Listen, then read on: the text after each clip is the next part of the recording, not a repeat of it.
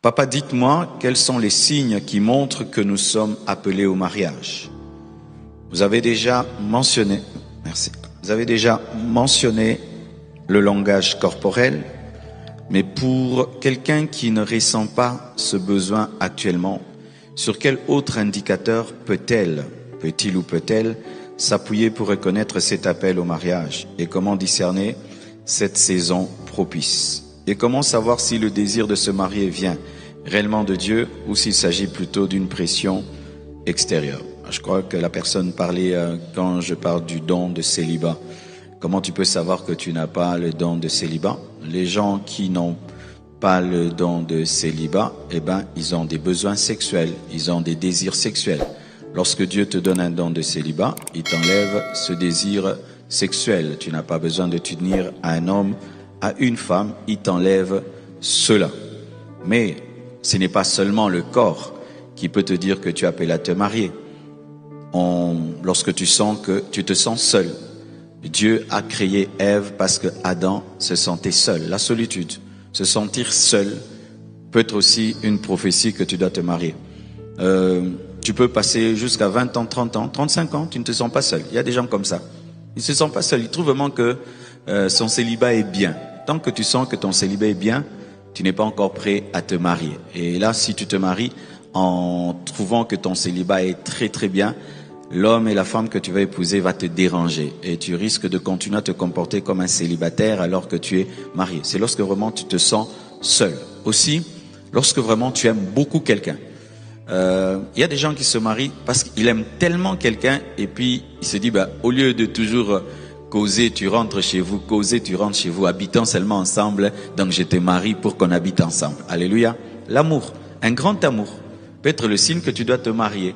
Parce que rencontrer un grand amour, n'est pas donné.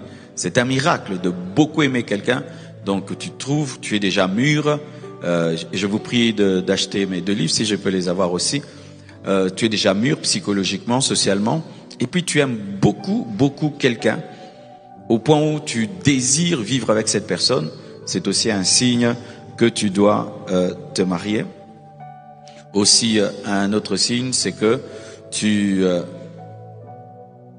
as la confirmation de la part de Dieu. Dieu te parle clairement qu'il est temps de te marier. Oui, il y a des gens à qui Dieu parle clairement que tu dois te marier et tu te maries. Alléluia.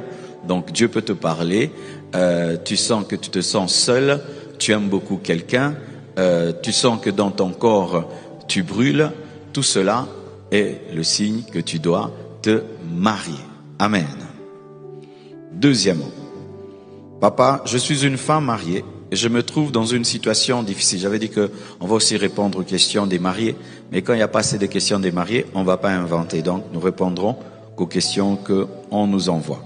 Papa, je suis une femme mariée et je me trouve dans une situation difficile. La pornographie a pris une place dans mon mariage. Et cela a commencé lorsque mon mari m'a initié au début de notre union. Maintenant, il se fatigue rapidement et je me sens perdu. Ma communion avec Dieu s'est évanouie et je ressens un profond sentiment de honte. Je ne sais pas comment en parler à mes parents, ni même à mon mari, qui ne pratique plus cela avec moi. J'ai l'impression d'être coincé dans cette situation et je ne sais pas comment m'en sortir.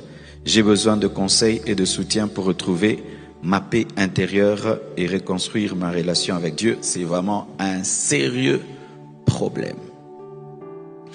Donc, dans ce mariage, c'est l'homme qui a initié la femme à la pornographie. Alors, je ne sais pas s'il a initié avant ou après le mariage, mais quand même, l'homme a initié la femme à la pornographie. Et il ne faut jamais initier ta femme ou ton mari à la pornographie. Amen. Lorsque ton conjoint veut t'initier à la pornographie, refuse. Amen. Adam et Ève n'avaient pas besoin des films. Lorsque votre couple a besoin des films pour fonctionner, votre couple est malade. Ce sera sans ça, vous ne saurez pas fonctionner, donc arrêtez. Dans le monde, on dit c'est permis à 18 ans de regarder ces choses-là, mais dans la Bible, même à 100 ans, c'est interdit. Alléluia, parce que c'est le péché.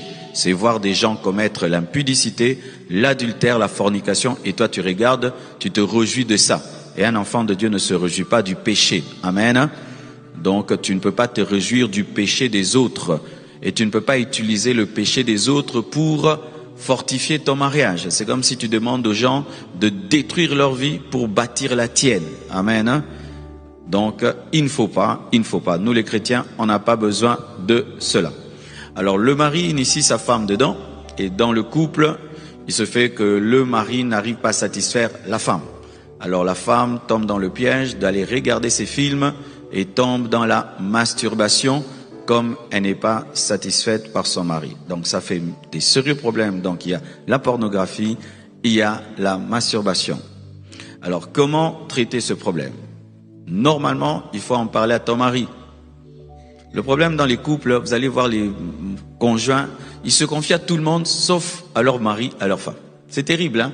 Les gens disent qu'une seule chair, une seule chair, une seule chair. Mais tu vas voir que tu dis tout ailleurs, sauf à ta femme, à ton mari. C'est déjà une preuve que votre couple ne va pas bien. Si tu es à l'aise lorsque tu te confies, quand tu as des problèmes, des faiblesses ailleurs, et tu n'oses pas dire à ta femme, à ton mari. L'idéal, c'est que cette femme puisse dire à son mari, tu vois, tu m'avais initié à ça, voici maintenant, ça m'a amené maintenant à la masturbation. Ce sera bien, pourquoi? Parce que ton mari va veiller sur toi pour te dire, tu regardes quoi? Tu fais quoi? Tu regardes quoi? Et d'ailleurs, comme c'est lui qui t'a amené dedans, vous deux, vous allez veiller l'un sur l'autre pour ne pas tomber dans ce péché. Ok?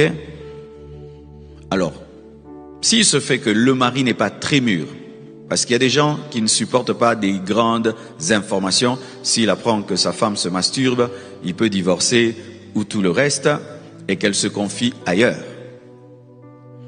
Il faudrait que tu saches ceci, c'est que une fois qu'une addiction a commencé dans le domaine sexuel, s'il n'y a pas une repentance profonde, elle va perdurer et puis elle va ouvrir la porte à un esprit impur qui va demander la délivrance. Et il se peut que déjà cette femme se retrouve à ce niveau-là où il faut qu'on prie pour elle et qu'on prenne autorité sur les esprits qui sont venus dans sa vie par la masturbation, par la pornographie. Une autre chose, il faudrait voir vos parents, si pas vos parents, mais quelqu'un de sage, de mûr, pour traiter le problème d'insatisfaction. Parce que ce problème est aussi causé par l'insatisfaction, car si tu n'étais pas insatisfaite, tu n'allais pas être amené à la masturbation. Et donc il faudrait que tu le dises à ton mari que tu n'es pas satisfaite et que tu puisses aussi demander l'aide des personnes mûres qui savent garder le secret, qui vont voir pourquoi il y a insatisfaction. Et s'il faut voir des sexologues, il faut voir des médecins, vous le faites, mais il faut traiter ce problème d'insatisfaction. J'aime plus trop parler de ces choses sur Internet, parce que les gens, ils aiment des buzz, ils aiment trop des tels sujets, tout raconter. Je crois que des telles choses en profondeur, c'est mieux qu'on puisse en parler en dehors d'une caméra. Amen. Et donc, je crois que dans les temps qui viennent, nous aurons des cultes avec les couples, peut-être le 3e culte, je vais voir si les choses que je vais dire seront trop détaillées ou pas. N'allez pas filmer ça, on n'est pas toujours obligé de tout mettre sur Internet. Excusez-nous, vous qui êtes sur Internet et qui avez besoin de tout connaître, mais vous savez qu'il y a des sujets très délicats qu'on ne peut pas toujours traiter sur Internet. Donc, il faudrait que vous puissiez voir un sexologue ou une personne mature qui va vous aider à traiter ce problème d'insatisfaction. Mais quoique l'insatisfaction est, la masturbation n'est pas la solution. Parce que lorsque tu te masturbes parce qu'il y a insatisfaction, tu crées encore un autre problème. Tu résous le problème par un autre problème. Alléluia.